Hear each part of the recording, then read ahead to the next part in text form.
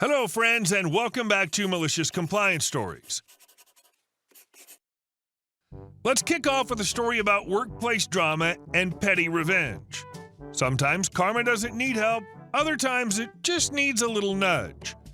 But before we begin, best way to support our channel is to leave comments, like, and subscribe with the turned-on bell so you don't miss the new video every single day. Here we go. How my fake tip note took out a toxic coworker. I have a coworker that I thought was my friend. We've worked together for almost a year. A few months ago, she walked out on her job. She wanted to come back, and I got her job back. I've loaned her money, bought her food when she didn't have any, and even defended her on multiple occasions. Well, yesterday I found out that she's been talking mad crap behind my back and flat out lying about me to the new employees. It really hurt because I've done so much for her. I was on closing shift last night, so I had to do the deposit.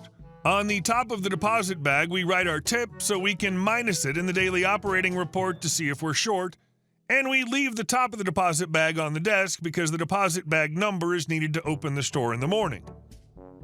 I know for a fact that this coworker gets angry when she sees people getting large tips. It makes her jealous because she's really bad with money and always totally broke, and because of how she treats customers, she never gets tips. I decided to write a fake number for my tips. I only got like $8 in tips, but I wrote $48 knowing it was going to totally destroy her whole day. There's no way for her to verify my tips, and writing a fake number down doesn't affect anything at all. It's not like it'll mess up the count or anything, and $48 in tips wouldn't be common, but not unheard of for a Friday night. I've gotten larger tips for the night. Then today she texted me asking if I could come into work an hour early so she could leave an hour early. I've never told her no before. I've always helped her out when she asked, but today I rocked the boat and told her nope. I know she's at work right now totally fuming because she thinks I got large tips and because I would not come in early for her. I'm sitting here eating my dinner in my car feeling satisfied for the moment. Update. So I didn't expect my pettiness to have such an effect on her. I got to work tonight, and as soon as I walked in the door, she started slamming stuff around and throwing stuff. I went straight into the bathroom and texted my GM. He immediately got on the security cams and started watching her. I kept my head down and my mouth shut and said absolutely nothing to her. After watching her for about 5 minutes, he hopped in his car and came straight to work, on his day off. She still didn't stop slamming stuff around, but it wasn't quite as violent once he got to work. He told me he was going to have a sit-down with her tomorrow about her behavior and her creating a hostile work environment for everyone when she behaves that way. My GM said he hoped she quits tomorrow so we don't have to deal with her anymore. Update 2. I have a routine before work. I usually leave an hour and a half before work, grab some dinner, and then sit in a parking lot playing games. I drove by work and her car is there, so obviously she didn't walk out. Ugh. I was really hoping to see my GM's car there and not hers. Let's see how she's behaving today after my GM spoke with her. Final update. I get to work and she starts slamming stuff around again. I just keep my head down and ignore her. I text the GM, she then calls the GM and lies about a few things. Whatever, I don't care at this point. GM confronts her about slamming stuff around, she denies it, hangs up on him, leaves her key in the office and clocks out and leaves. On her way out the door, she threatened to sue me for defamation of character. I almost laughed in her face, but I just ignored her. Looks like the trash finally took itself out. Well, that took a wild turn. It's incredible how quickly a little dose of petty revenge revealed her true colors, and then some. You went from trying to make a point about her behavior to unintentionally triggering a complete meltdown. She dug her own grave with all the slamming, lying, and tantrums.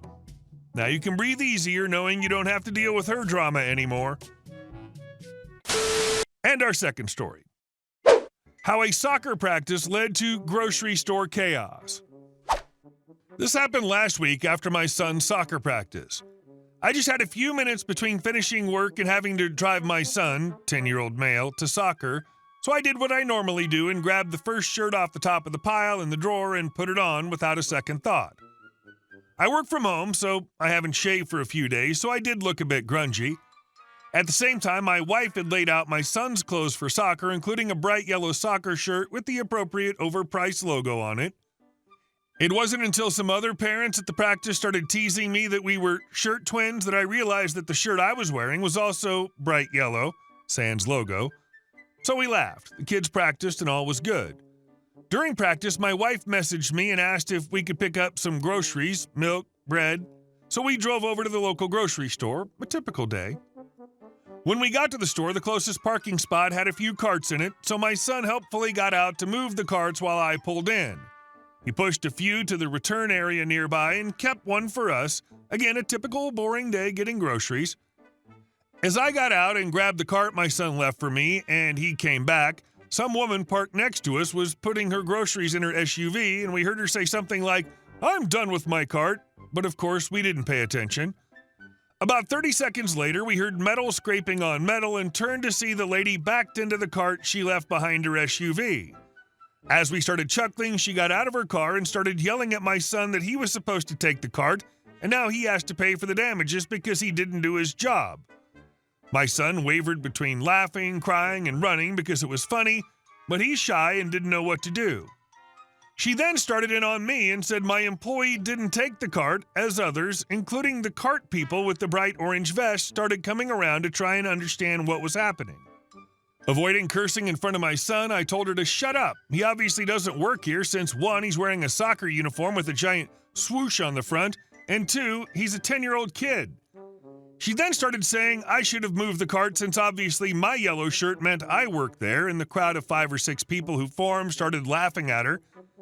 The cart guy walked up to her and told her he needed her to come into the store and talk to the manager because of the damages and that he'll make sure we will be taken care of. We checked that there was no damage to our car and got the groceries, and when we were checking out, a cashier ushered us to a new lane that had no line so we could get out quickly while the lady was still heard arguing with the manager about insurance. As the driver of the car, she had the duty of care to ensure that she drove with due care and attention. What if that cart had been a pedestrian, especially a young child? She holds the sole responsibility for the damage to her car and to the trolley if the store wishes to pursue damages. I wonder if she's more concerned about what her husband or partner may have to say about the damage. Well done, the store staff, for stepping in and protecting their customer from the stupid woman's behavior. And our last story. Teaching entitled hikers a parking lesson. During the summer, hiking's a huge deal in my area. The city where I live is surrounded by gorgeous mountains, and our house is located pretty high up near one of the most popular hiking routes. It's a beautiful spot, but being close to a hiking hotspot comes with its own set of problems, like entitled hikers parking wherever they please. When we built our house, we included a private driveway with a dedicated parking space right in front, but soon after moving in, we noticed people were parking in our spot. At first, we figured it was a mistake. Maybe they didn't realize it was private, so we put up a few signs, then more signs, and even painted private parking in big, bold letters on the pavement. Yet people still parked there. The audacity was incredible. You had to drive into our clearly marked driveway and park directly in front of our house. There was no way they didn't know it was private property. This summer, 2 repeat offenders tested my patience. That's when I decided enough was enough. It's time to make a point. One day I came home to find a small car parked in my driveway. Again, I recognized it immediately. It had been there several times before. This time I decided to take action. I parked my car right behind hers, blocking her in, and went inside to make dinner. About an hour later, I got a call from a very annoyed woman.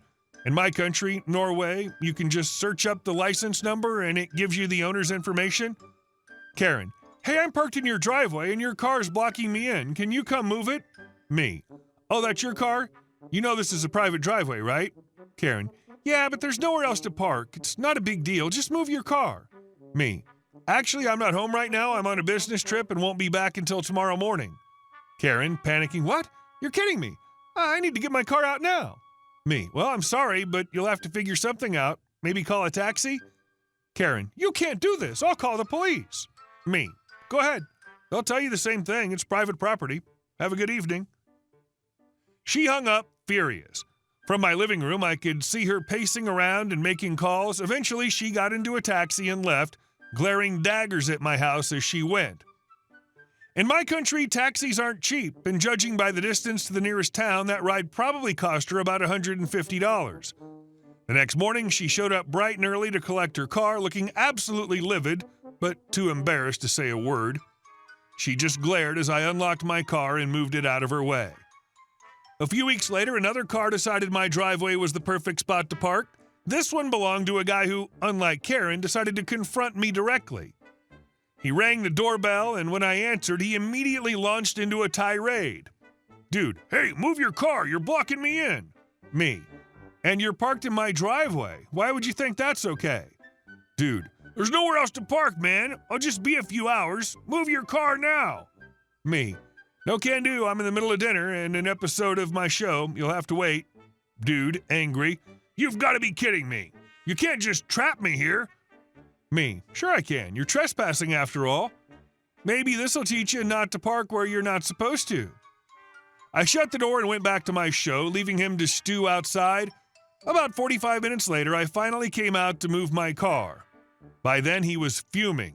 Dude, you're a real piece of work, you know that? Me. And you're simply entitled. Don't park in my driveway again. Simple as that. He sped off without another word. And I haven't seen his car since.